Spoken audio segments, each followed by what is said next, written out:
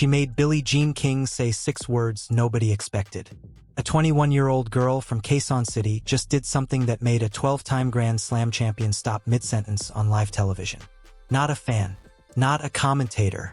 Billie Jean King, the woman who beat Bobby Riggs in front of 90 million people, the woman who has a tennis stadium named after her, sat there and admitted on air that she had never seen anything like this before.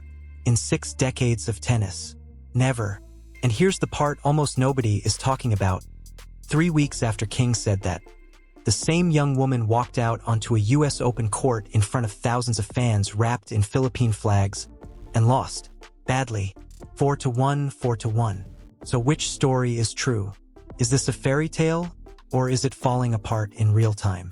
Stay with me because the answer is a lot more interesting than either extreme, and by the end of this video you'll understand exactly why Billie Jean King couldn't stop talking about her, and why that loss might not mean what you think it means.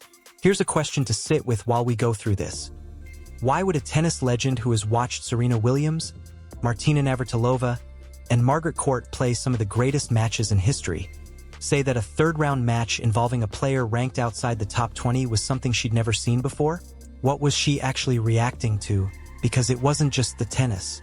We're going to get into the real quote, the real context, and the real relationship between these two women.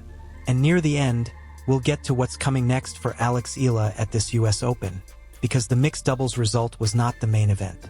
Not even close. Subscribe, call to action. Before we get into it, if you're new here, this channel covers the biggest rising stories in tennis, the ones that don't always make the front page but absolutely should. If that's your kind of thing, hit subscribe now, because we're about to go deep on one of the most unusual fan phenomena the sport has seen in years. Who Billie Jean King actually is, and why her words carry weight. Before we get to what she said, you need to understand who's saying it, because context is everything here. Billie Jean King is not just a tennis great. She's arguably the single most consequential figure in the modern history of women's sports. In 1973, she played a match that had nothing to do with a trophy and everything to do with proving a point. The so-called Battle of the Sexes against Bobby Riggs, played in front of over 30,000 fans in the Houston Astrodome and tens of millions more watching on television around the world. She won in straight sets. That match alone changed how an entire generation thought about women in sport. That same year, she founded the WTA Tour, the organization that still governs women's professional tennis today. She fought publicly and repeatedly for equal prize money at a time when almost nobody in power wanted to give it to her. And when the US Open built its new home in Flushing Meadows, they didn't just invite her to the ribbon cutting, they put her name on the building. It's called the USTA Billie Jean King National Tennis Center. Every player who walks into that complex walks in under her name. She won 12 Grand Slam singles titles. Factor in doubles and mixed doubles, and her total Grand Slam title count climbs to 39. She is 82 years old now, and she has been present in one role or another for essentially every major moment in tennis since the 1960s. Margaret Court, Chris Evert, Martina Navratilova, Serena and Venus Williams. She's seen them all up close for decades. So when a person with that resume says, "I have never seen anything like it," that's not a throwaway line. That's someone with an almost unmatched frame of reference telling you that what she just watched broke the pattern. The real story. What actually happened at Wimbledon? Here's where we need to slow down and get the story right, because a lot of what's floating around online blurs two completely different events into one. The famous King reaction, the never seen anything like it quote, did not happen at the US Open. It happened weeks earlier at Wimbledon in July 2026. Here's what led up to it. Eala, then 20 years old, walked onto Wimbledon's outer courts as a qualifier with almost no name recognition outside the Philippines. She beat Renata Zarazua. She beat Maya Joint in 3 sets. And then, in the third round, she did something nobody predicted. She beat the defending champion, world number 3 Iga Swiatek, in a tight 2-set match that included a marathon first-set tiebreak. It made her the first Filipino player, man or woman, to reach the second week of a Grand Slam in the Open era. That result sent shockwaves through the tennis world, and it caught the BBC's attention during their live Wimbledon coverage, which is where Billie Jean King, working as a pundit, delivered her verdict. She told viewers she'd been following Eala's progress for a few years already, and praised how composed she looked under pressure that day. But the story doesn't stop at commentary. King actually sought Eala out afterward. The two of them sat down together, and by King's own account, the conversation turned personal fast.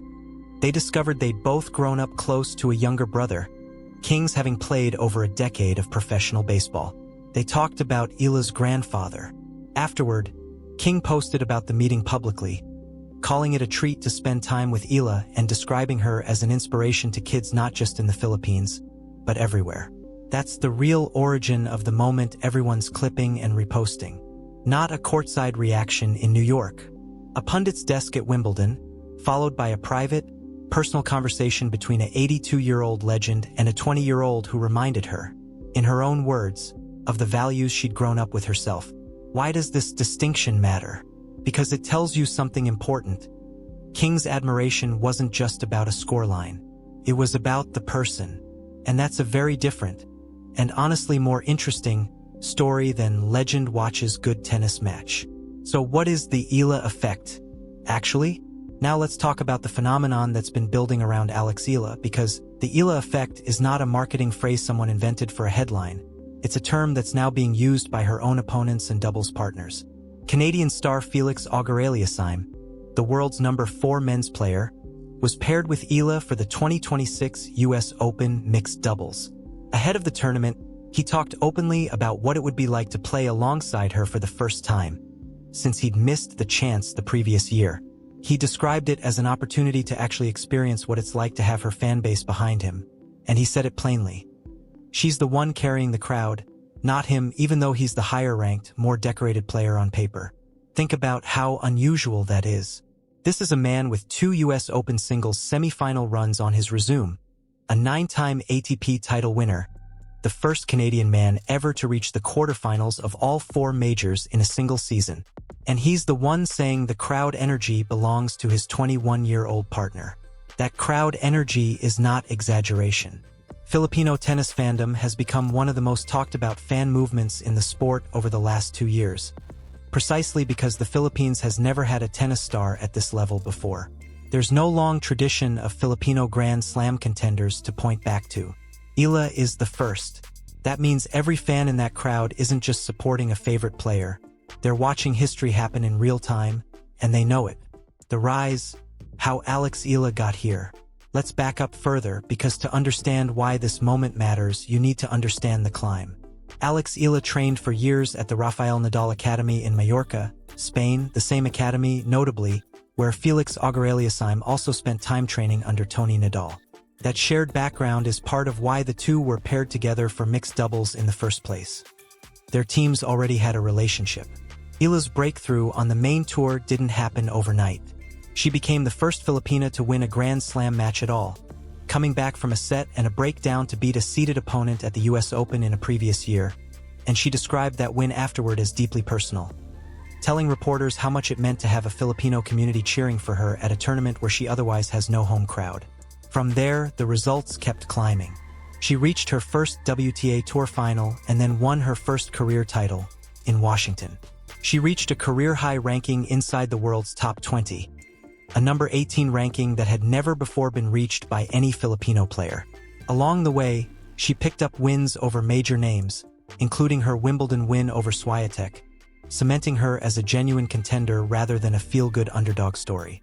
By the time the 2026 US Open arrived, Eala wasn't just invited as a wildcard curiosity. She entered the women's singles main draw on her own ranking merit as the tournament's number 18 seed, and she was also selected, again on merit not sentiment, for the newly expanded US Open Mixed Doubles Championship alongside Auger-Aliassime. Match day, what actually happened at Louis Armstrong Stadium? Now here's where we get to August 25, 2026. The day this whole story starts to get more complicated and more real. Eala and Auger-Aliassime were scheduled to open play at Louis Armstrong Stadium at 10 a.m. New York time against a genuinely formidable opponent, the husband and wife duo of Gael Monfils and Alina Svitolina, a pairing built on years of on-court chemistry that a first-time partnership simply can't match overnight. By all accounts, the atmosphere in the stadium lived up to the hype. Fan Week had brought out exactly the kind of crowd everyone had been expecting. A heavy, vocal Filipino contingent inside one of the tournament's biggest secondary courts. They're specifically to watch Eala play on American soil. But tennis doesn't care about crowd size. Monfils and Svitolina came out fast and never let up, closing out the match 4-1. 4-1 under the tournament's short set mixed doubles format. It was, by any honest measure, a quick and lopsided defeat, Eala and Auger-Aliassime's first competitive outing together, undone by an opponent with far more built-in partnership experience. Now, here's why I'm not glossing over that. A lot of channels covering this story are going to skip straight past the result, because a loss doesn't fit the everything is magical narrative. But leaving it out would be dishonest, and frankly, it would undersell what actually makes this story compelling. This wasn't a fairy tale with a storybook ending. It was a brand new doubles pairing, thrown together mostly for the occasion, running into a battle-tested team and losing. That's just tennis. It happens to the best players in the world constantly. Why the loss doesn't change the bigger picture. So does that loss undercut everything we just talked about? The King endorsement, the Eala effect, the crowd? Not even slightly. And here's the key thing to understand. Mixed doubles at a Grand Slam, especially in a short-set exhibition-style format with a partnership assembled specifically for one tournament, was never where Eala's real 2026 US Open story was going to be decided. Former US Open finalist Greg Rosetsky, evaluating Eala's game ahead of the tournament, said he wouldn't be surprised to see her reach the quarterfinals or even the semifinals of the singles draw, praising her mentality as being as strong as anyone's in the sport. That's the event that actually matters here. The singles main draw, where Eala enters as the tournament's 18th seed, with her first match scheduled for August 27th. That's the real suspense of this story, and it's still unresolved as of right now. A first-round mixed doubles loss with a brand new partner tells you almost nothing about how she'll perform in singles, where she spent her whole career building toward exactly this kind of stage. If anything, the mixed doubles match served its purpose already. It got her onto a big US Open court in front of a massive, committed crowd with the tournament's cameras and storylines already locked onto her, days before her singles campaign even begins. What Billie Jean King's words really mean going forward. Let's bring this back to where we started. When Billie Jean King said she'd never seen anything like the Eala effect, she wasn't making a prediction about a mixed doubles scoreline weeks later. She was reacting to something bigger, a first-generation tennis nation discovering, in real time, that they finally have a player who belongs on the biggest stages in the sport. King herself pointed to exactly why that matters, saying she hopes both boys and girls in the Philippines take up tennis because of what they're seeing, calling it a sport for life and one of the healthiest sports there is. That's not just praise for one player. That's a legend recognizing the start of something that could outlast any single result, win or lose. And that's really the heart of this whole story. Eala's mixed doubles match came and went in a single lopsided set count. But the movement behind her, the flags, the chants, the fact that a 12-time Grand Slam champion sought her out personally to talk about family and gratitude, that doesn't disappear because of one early loss. If anything, the real test starts now, when the singles draw begins and there's no partner to share the outcome with. Just Eala, that crowd, and everything riding on it. Closing hook. So here's where we leave it. The mixed doubles chapter is closed, and it didn't go the way the highlight reels wanted it to. But the story everyone's actually watching for, the one that made Billie Jean King sit up and take notice in the first place, hasn't even started yet. Eala walks into her singles opener as a top 20 seed, carrying a fanbase that a world number 4 player openly admitted he was riding the coattails of, and carrying the attention of a tennis legend who says she's never seen anything quite like it. Does she back it up? Does the Eala effect turn into results on the biggest stage in tennis? We're going to be tracking every step of it. If you want to see how this actually plays out, make sure you're subscribed and have notifications turned on, because this story is not finished. It's just getting started. Drop a comment and let me know. Do you think Eala goes deep in this draw? I'll see you in the next one.